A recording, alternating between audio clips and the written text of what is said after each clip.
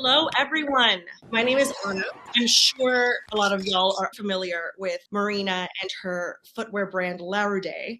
But if you're not, it is an incredible direct-to-consumer brand that launched in 2020 and has experienced incredible growth. You've probably seen it on some very cool stylish celebrities from Kerry Washington to Gabrielle Union.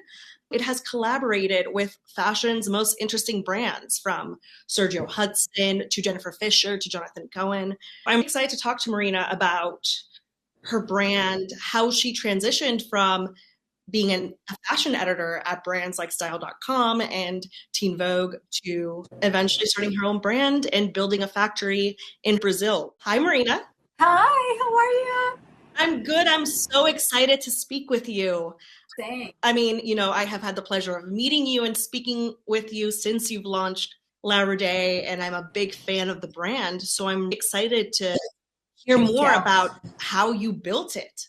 Firstly, I want to start at the beginning. Obviously, you're a fashion industry veteran. You were an editor at style.com and Teen Vogue, and then from there you moved in-house to do fashion at brands like the iconic Barneys, a retailer that I miss every day. And then I know, same. And then you launched your own brand in 2020. What propelled you to launch a company, and specifically why shoes? Thanks, Anna, so much for having me here.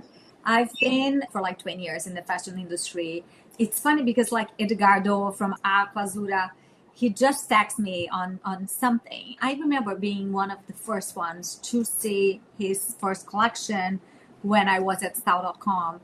And I saw his business really like booming. And I saw that he had a point of view. We saw a lot of DTC brands for ready to wear from the Laline girls or, Glossier or so many like categories. But I didn't think that since like Edgardo's time, probably 10 years ago or 15 years ago now, there was any other news in the footwear space.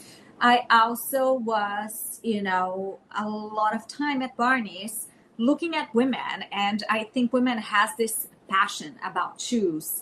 And they would go into the shoe floor, and shoes, I think you can relate. The Miu Miu shoe 10 years ago was 300, and then now it's like 1,500. So, the prices like skyrocket. And a lot of women, they did want to have the fashion, to wear the fashion shoes. And they would go into the Barneys store and try on, I don't know, Balenciaga pink boot, and they're like, it's so expensive, so pricey. If I'm going to get one, I'll get the black version. I saw the demand for fashion, the same passion I have for fashion products, but I didn't think there was anyone in the footwear market serving that woman who works very hard like yourself, like me, and like cannot afford, do you understand? And still wants a premium, high designer product.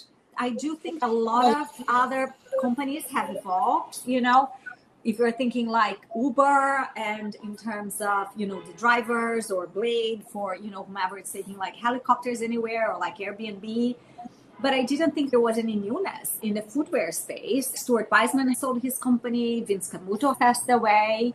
There wasn't a brand that, was like created by, and I mean more like the creative aspect of it, because my husband is the CEO and business mastermind, but let's create a product that it's not only for evening, not only for like occasional wear, but a wardrobe for women, for school drop-offs, interviews, or, or a bridesmaid's wedding. For so long in my career, I heard young women like you coming to me and being like, oh my God, I am a bridesmaid at such and such wedding.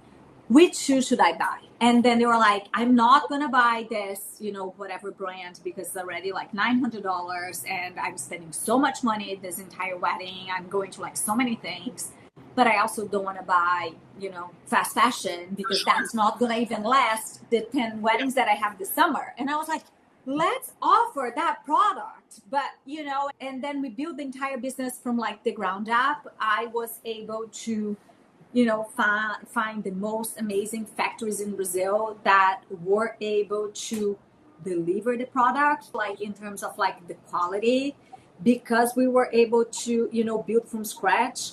We developed like new lasts, new technology, like the comfort, the memory foam. So a lot of it was put into the shoes. And until now, every shoe, every collection, I personally try them on and make fit comments. And you also know the market so well, right? Because you were immersed in it, not just as an editor at Vogue, but at Barneys, like you were saying, it's like, that shoe floor, like you saw the breadth of brands. And it's funny what you said about bridesmaids, because I feel like so much of the fashion economy is sustained by people asking, what should I wear to a wedding? And I say this from personal experience.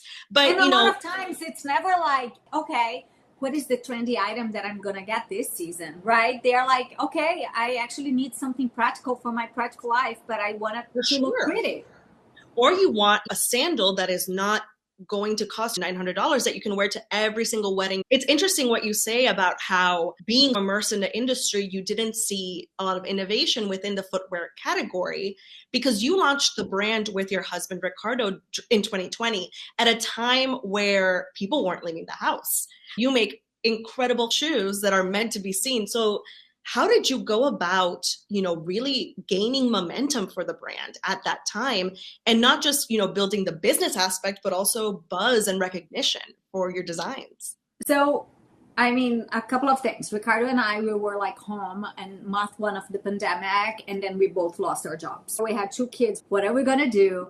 And then there was not even a point that I could start freelancing for anyone or networking or doing anything. So he did the entire business plan. It was to do private label business for somebody else. I used to do private label business at Barneys for their shoes. So we were like, maybe we can do this for Barneys or any fashion brand that wants to do a shoe. That did not happen. But we start simultaneously doing the samples. And then we're like, you know what? One thing that did give me peace, and listen, I was very stressed. I barely ate. I barely slept. How are we going to make it? How long this pandemic is going to work? It was one of the most difficult and challenging times in our lives.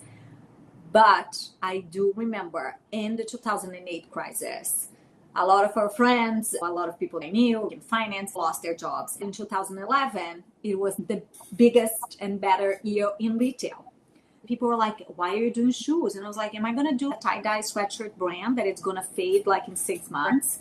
So we were like, we are going to create a brand for whenever the market is ready. And our focus is solo and that. And we know that there is this white space here. It was great to launch a brand when no one else was launching it because we were the only news. All the magazine editors, all the news, it was us. I highly recommend, if you're a designer, do not launch your brand during Fashion Week.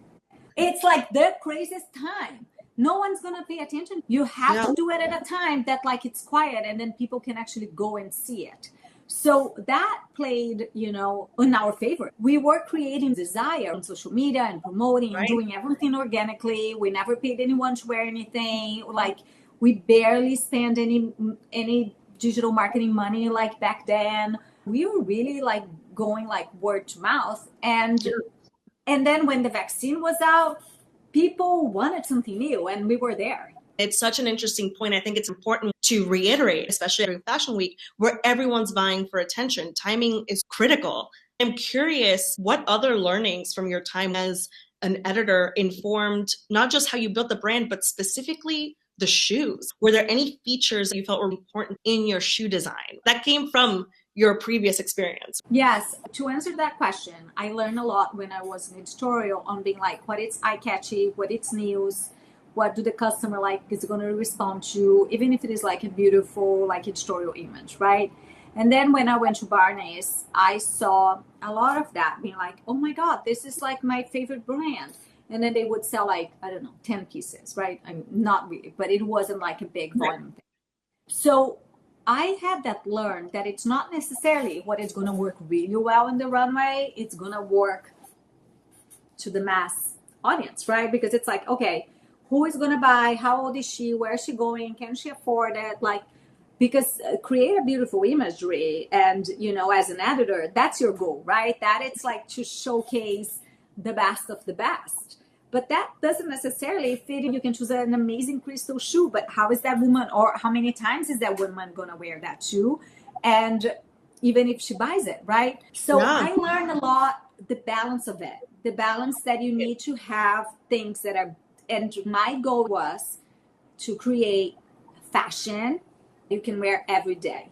Even when we do a trend, it's digestible in a way that like a woman can be like, they can be part of the conversation. It's never too weird, too edgy, it's like, oh, I'm cool. And then we're always ahead of it, Yeah, that's a special marriage of your big career experiences. From editorial, you understand how to create that dream.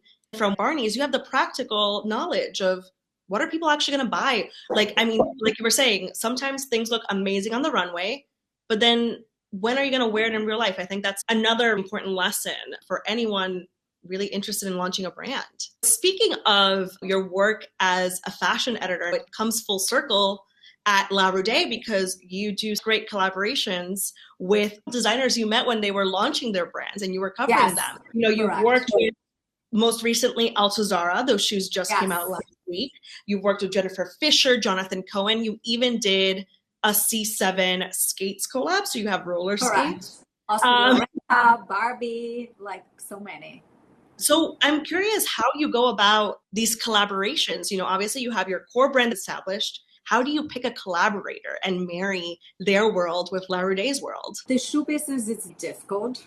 That's why you don't see many new brands in the footwear space. It's very hard to develop a shoe, to manufacture the last, to understand the sizing, the whole thing. We like to think that Larroudé, it's this amazing, incredible fashion platform that we make everyone's dreams come true, right? From like the customer to the designers. And we are able to, as the same way, like let's say Vince Camuto back then, he did one small collaboration with Jessica Simpson and that became its own brand, right? If you were thinking about how like Estee Lauder did Tom Ford Beauty, we can power all the footwear in our experience developing, designing, selling for designers. We can make their dreams come true. We want to continue. So a collaboration necessarily, it's like we are like a fashion platform. So it's not even about like sometimes the next collaboration. It's like, okay, how can we use this platform to get more people being part of the conversation and do their dreams throughout footwear? And it connects back to your original business plan of creating that platform. Now, I see we have a question from the audience from Brooke. Hi, Brooke. Hi. How are you? Good. How are you? Good. This is a really great conversation so far, and I'm a fan of your brand too.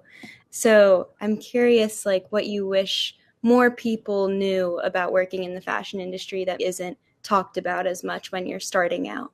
Listen, guys, you gotta have passion. Fashion needs to be your only passion and what you want in your career. If you are in doubt, like I had interviewed people before, they're like, oh, I don't know if I want to go and work at an art gallery or if I want to do fashion. Then in the first month, you're going to get an entry level and all the samples that you're going to have to pack. Then you're going to quit, right? Because it's a real job and very hard early on. I have this quote that it's like, once a fashion assistant, forever a fashion assistant. I've been in the business for like 20 years. We are doing a photo shoot, could be in my house. It's taking clothes, getting samples. If we go to Europe for market, it's like getting the shoes, putting in there, like hand carrying it. You need to be very passionate. And then if you are, I do think that the fashion industry, it's an amazing industry. I've moved to New York 20 years ago without knowing a single soul. I started as, a fashion intern, and the fashion industry, it's not my family. I feel that I'm part of, the community in the biggest way possible. So, but I do think that it's like, is this what you want to do? And then go and work hard and realize your dreams, make it happen. That's such an interesting point, Marina. It speaks to how so many lessons are cumulative, right? Things that you learned at your first job as a fashion assistant or early in your career still apply now when you're running your own company. Forever. Because there were times, guys, that I was in planning meetings, and planning was like a planning meeting for buying for like Barneys. And they were going throughout like 20 doors, and they're like, should we have this brand in Seattle? And I was like, oh my God, this is a 5-hour meeting. Why am I still here? That was informative, right? Because now I'm like, okay, actually this shoe, it's not going to work in Seattle. So like you can't, while you are learning, just absorb the most that you can, and that will help you in the next round. Thank you so much, Brooke, for that great question. Thanks, Brooke. And I actually have a follow-up. So much of your career as an editor and then at a retailer inform how you build Larroudé. What have been the biggest lessons you've learned about working in fashion from starting your own business? Like, what have been the big key takeaways that have come just from the Larroudé chapter? There are so many layers to the business that I had no idea before, like affiliate marketing, right? Yes, I knew about affiliate marketing, but how do you implement that in a company, right? It was me, Ricardo, the CEO, Vicky, who is our business partner, Gabriel, who is our phenomenal footwear designer, every single thing, logistics, customer service, the box, creating a Facebook account for paid digital. The other day I was talking to a friend who is the president of one of the companies, and we were just talking about it, like, okay, how do you update share sale? How do you do affiliates? How do you get the box to the customer the best way possible? Right. So, well, even some of these affiliate marketing, that's something that has emerged very recently in fashion, right? That didn't exist even probably 15 years ago to the extent that it does now. Yes. And then when you think about influencers, which one perform, which one doesn't perform. And then, just before joining this company here, we were meeting with a company that can archive all of our imagery and can organize it for us in a better way, because Google Drive, it's great, but then we cannot search for an image, right? So all these little things that I wouldn't be exposed before if I wasn't in it. I'm curious, what are things that stand out to you when you're meeting with a new designer or a potential new hire? Are there any qualities that you look for in people that kind of make you want to hire them or work with them? For me, it's about the passion, the effort, the eager to do something, right? To create something that they want to be the best in their field, that they're resourceful, that they want to create something that not necessarily no one has done before. But then if you're thinking about lip gloss, which one is your favorite? Do you understand? It's not about just getting a merchant, putting your logo and selling it out there. So that's the things that we are constantly, or I am constantly searching for. It's okay, she's a phenomenal jeweler designer. No, she's not on the big wholesalers yet, but she should be. So how can we bring those people into, our shop and give them those eyes that are already coming to Larroudé? How do we give them a very nice curation experience for other categories? I see we have another question. Janelle, welcome. Hello. Hi. My question is, if you could go back in time, is there anything you would do differently? I love my years in editorial, and I spent 12 years or more in editorial. And I hate to say that I would change anything, but maybe I could have moved to the business side earlier. One thing that I would change definitely is I would learn the business side, right? I would have gone to business school. I would have done, yesterday I was reading Domenico's De Sole interview with Nicole Phelps, and he's like, I recommend anyone in any side of the business to do accounting, to understand the business side. And I think that's key. That's key to anyone. It's key to a fashion designer. It's a lot of times I say this to my design team. How much this is going to cost? Can we make this? If it's not viable, then we're not creating a sample if the woman cannot buy. So I think that having that business mind really changed. And for the longest time, I was in a journal. I was like, I don't care how much this costs. You can just select all the looks and put it there. But yes, I would highly recommend you to take some business classes. Yeah, I think that's such a great advice for anyone in any role in the industry, right? It could have been very helpful. Yeah. When you're an editor to now. And thank you, Janelle, for such a great question. That's especially probably something you saw more of also once you switch into the retail side versus editorial. You only continue to build that knowledge. And I think that's especially great advice for anyone still in school that's watching. I always think whenever I see something interesting, I'm like, I wish I could go back and have taken a class of that in college. So if you are in a fashion program, maybe that's something people can seek out. Even from an intro level, familiarity can be helpful. I wish I had learned accounting in high school. But, speaking about, you run the company with your husband, Ricardo, who comes from a finance background, which is so helpful for y'all to come in as a team now. But something that's really cool that y'all have done in the past year is you have opened your own factory to manufacture Larroudé in your native Brazil. Tell me a little bit about that and kind of how that's helped you as a business to be kind of fully vertically integrated, to use DTC language. I would love to take credit, but I cannot. Ricardo, it was